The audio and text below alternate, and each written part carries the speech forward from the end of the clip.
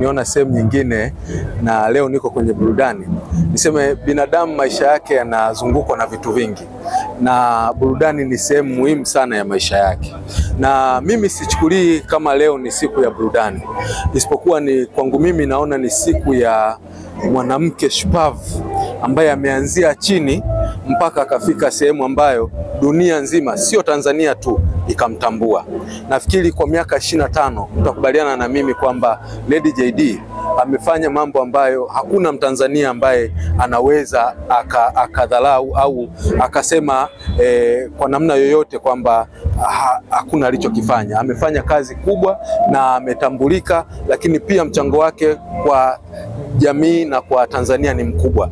Kwa hiyo sio tu kwa wanawake bali pia kwa kila mtu Tanzania, lakini pia mwana East Africa na dunia kwa ujumla. Mtakubaliana na mimi kwamba Lady JD ni msanii ambaye amefanya muziki mizuri, lakini pia ameshirikiana na Watanzania wengi, kwa Tanzania, lakini pia nje ya Tanzania ameshirikiana na East Africa. Utaenda Uganda utakuta ameshirikiana na Waganda wengi, utaenda Kenya, lakini pia nje ya East Africa ukienda SADC na kadhalika. Kwa hiyo kwa ujumla ni kwamba tunapomzungumzia Lady JD tunazungumzia mtu ambaye kimsingi ameonyesha kwamba sio tu wanaume wanaweza, lakini pia wanawake nao wanaweza, na kwa ushupavu wake ameweza kupambana mpaka leo anaweza kufanya hiki kitu na kuadhimisha miaka 25 ya yeye kuwa superstar. Leo unachotarajia ni kipi? Show itakuwa nzuri kama ambavyo imekuwa kawaida yake. Hajawahi kuharibu show anapofanya show.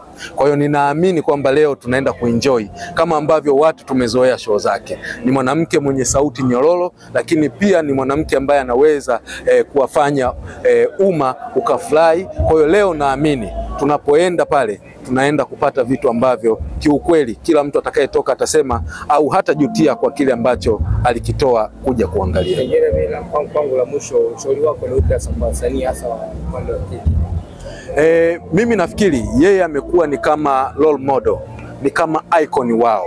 Kwa hiyo kwa mtu yeyote ambaye ni msanii wa kike anatakiwa kujifunza toka kwa Lady JD. Tunakubaliana wote hapa kwamba Lady JD ni mwanamke ambaye amejitunza, ambaye hana kashfa, hana makando kando, na anafanya kazi yake kwa weledi.